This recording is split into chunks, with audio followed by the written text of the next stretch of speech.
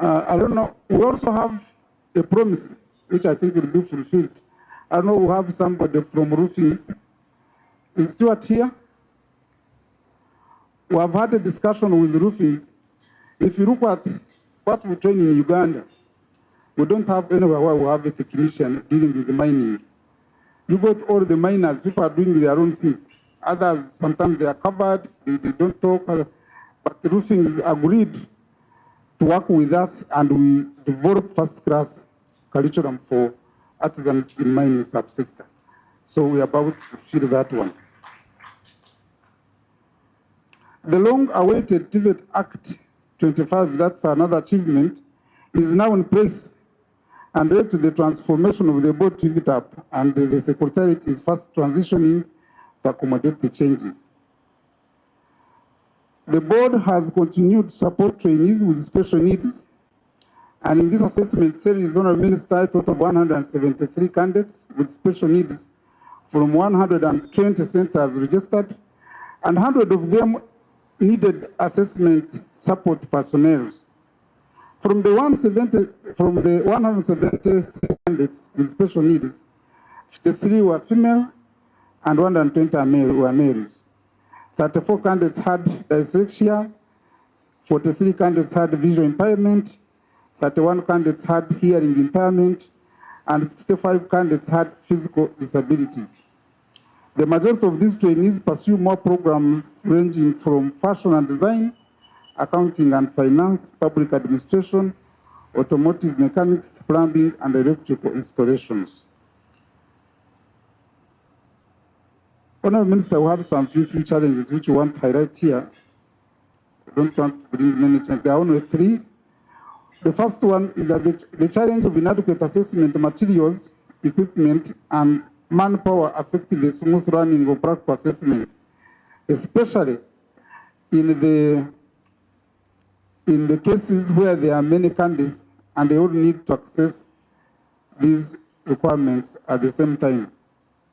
I think either Monday or Tuesday we are going to release the cutting list, the list of the items people are going to use as we do on-spot assessment. It's a bit expensive for schools, expensive for parents, and it is also a challenge for us. How do you maintain quality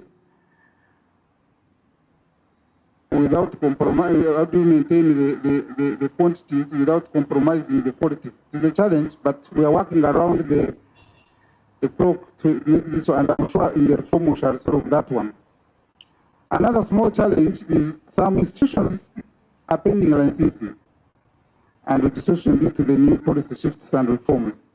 This implies that they cannot present their candidates for assessment. This will take, we have two types of institutions, those that had applied, they have 6 months, those that were originally under National Council for Education have 12 months. So along the way, it is going to be a challenge, but I know with the TVET Council in place and Madam Ellen Kagena is here, this is also solved. Number three, the absence of TVET qualifications, it is the same thing. And the chairperson talked about it, but also I know with Madam Ellen Kagena and her team, this very soon will be the story matter. We have put some few recommendations, Honorable Minister, and we are saying that in order to enhance the reforms in the TVET subsector, there is a need to equip training institutions and build the capacity of key players in line with the demands of the world of work. Another recommendation, we are saying that the TVET Council is requested to fast-track the licensing administration of the existing and upcoming institutions to enable them to present trainees for assessment. And number three, we are saying that the TVET qualification framework as a progressive pathway needs to be worked on to streamline classification and grading of TVET qualifications. Number four, we are also recommending that there is a need for putting up mechanisms by the Ministry of Education and Sports and other stakeholders to retool all trainers for continuous professional development so that they are in line with the TVET reforms. Finally, Honorable Minister, let me go to appreciation, section 4. The board is very grateful to you, Honorable Minister, and your technical team headed by the Permanent Secretary for the invaluable support and continued guidance on policy matters. we always run to the PS all the time. She knows how many times we go there when we are stuck. And mostly in the transition, I want to appreciate your guidance in transition. It was a bit complicated. We reached, you could not move forward, you could not move backward. But her letter, just one like this, made the transition very easy. And I think I would request the audience to give them just one letter like this. It made the work easier for all of us. And here we are, things went on very well. In a special way, I would like to thank the board members under the chairmanship of Professor Engineer Dorothy Okello for the policy guidance and strategic direction that is already being provided in the interim period for the Secretariat. Chair, Uvtab started in 2011. Our chairperson was a professor. The one who followed was also a professor. The one who followed was a doctor engineer. And we have no professor, doctor engineer. So there is no, that pace, honorables, I don't get what that pace is already set. The same people, the same qualification, the same direction, the speed. Our professor here is, I was telling her in the morning, she's to dot. If it is 9, 9. If it is, so all of us, we are shifting up and down, not try to be 50. I would like to thank the staff at the Secretariat for the critical role they have played in processing results and preparing for this release ceremony. Now, allow me, Honorable Minister, to request them to stand up. Please stand up for recognition. All the staff members of Uvtab. And thank you for being smart.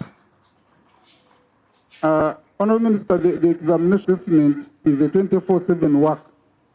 As we speak here, we have 67 staff who are already locked up for working on the final papers of the next assessment. And for the next 30 days, they will not access any phone, they will not access their families, and they are in the house working on the examination. And that tells you how it works, that there is a lot of commitment required from these staff, and which they have exhibited, and that's why you see this progress, enormous progress that we have made within a very short time. I also thank all the various categories of personnel that were involved in the conduct of assessment. We have area coordinators, we have heads of centers, the scouts, the supervisors, the assessors, the Uganda police. They are the ones who keep our exams, the Uganda police, and all other individuals who worked with the board with all these processes. Sometimes we have to use some intelligence organizations to make sure that nobody tampers with our examinations, but those ones are not going to announce them here. I extend my appreciation to the Uganda police in particular and other security agencies that assisted the board with storage facilities and helped conduct smooth examinations. The board also appreciates the role of the press and media in the process of achieving its vision and mission. You know, these ones go to where we don't go, they talk, people we can't talk to, and we really appreciate. Finally,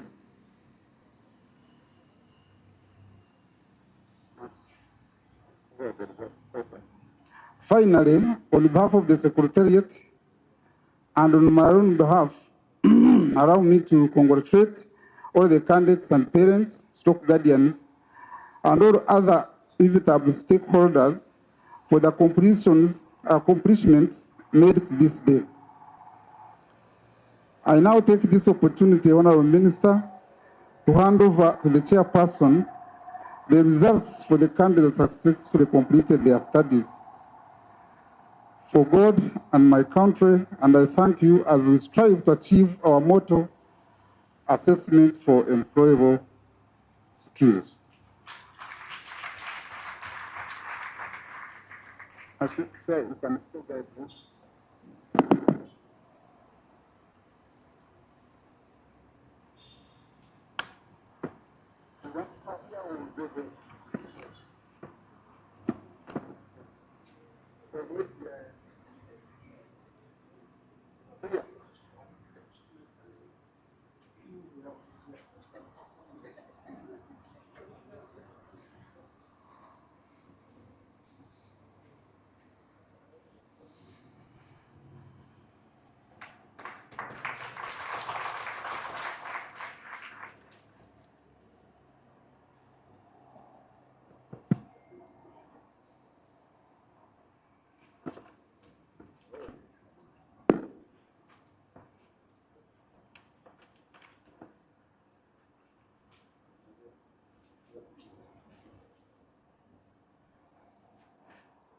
Thank you, our Executive Secretary, for presenting the statement of the results. A round of applause to the Executive Secretary once again. That's great. Honorable Minister, sir, you allow me to introduce some of the guests who arrived when we are going through the same results.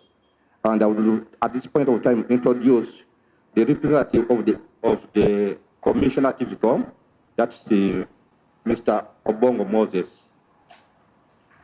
He's here with us. So far, so good. We are really trying to redeem time. We are moving very, very well. And the next on our program, I have just a simple task, and my task is to invite the chairperson of the TVET Council to make her remarks. And this is none other than Mrs. Allen Kagina. Thank you.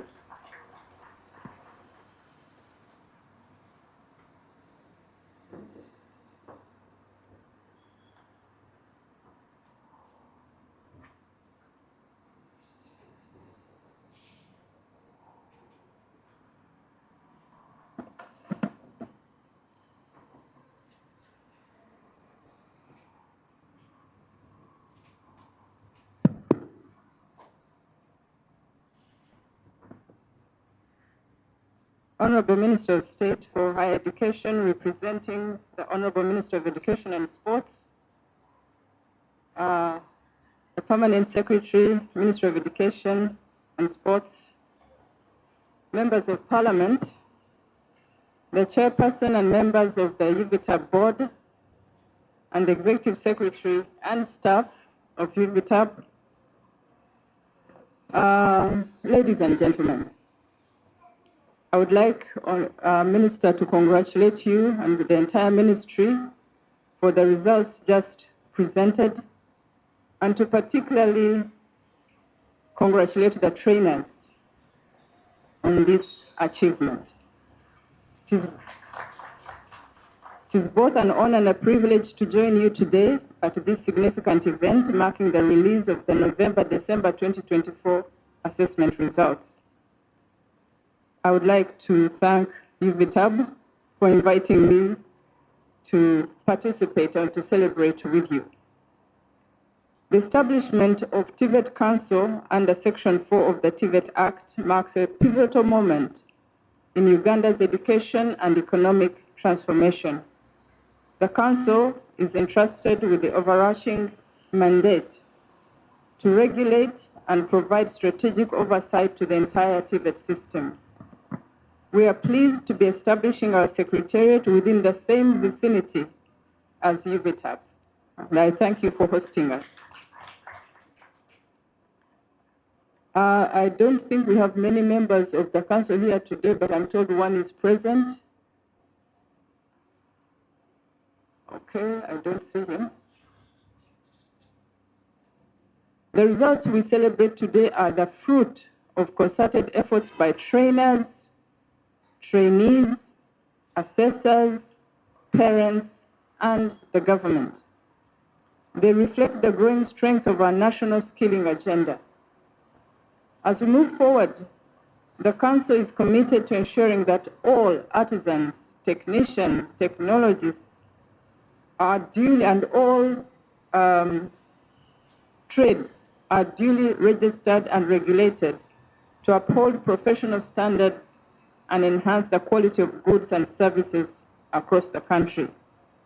The main focus of the new act, the main goal is job creation through skilling. This effort will complement the work of existing professional bodies such as the Uganda Institute of Professional Engineers and the Engineers Registration Board. Our success as a council will depend heavily on the meaningful involvement and integration of the TVET stakeholders through the process of regulation, curriculum development, delivery, and assessment. Uvtab plays a central role in this effort, especially through its mandate to develop curriculum in consultation with sector skills expert committees and TVET providers. we must ensure that every assessment is a true reflection of a trainee's competence, anchored in integrity and aligned with the skills needed in the world of work. Going forward, the Council will initiate and sustain regular consultations on a broad range of issues to strengthen the TVET system and support Uganda's human capital development goals. I take this opportunity to congratulate Uvtab, TVET providers, trainees, and their parents to the successful completion of these assessments and the awards of qualifications. To our trainees, your journey does not end here. With your skills, you have the power to create business, to create production hubs, innovation centers, and employment opportunities, not just for yourselves, but for others. This is how we build wealth and transform our nation.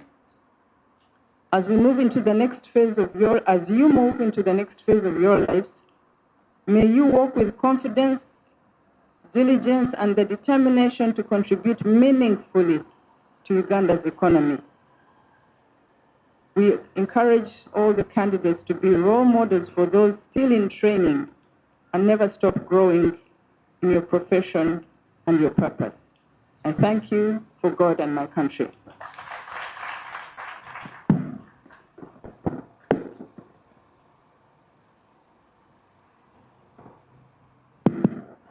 A round of applause to the chairperson of TVET Council. Thank you for those very kind remarks, and it was really spot on. We are moving very well, and I want to redeem time as much as possible. Next on the program, I will be inviting the permanent secretary to make her remarks. But before that, you allow me to introduce a few guests who have turned up. And in the House, Honorable Minister, we have Nambiro Jime from State House. He's here with us. We have Mr. Moses Kasaicha. If you're here, stand up. We have Mr. Moses Kasaicha, President of the Institute of Internal Auditors. If you're here, you please stand up for recognition.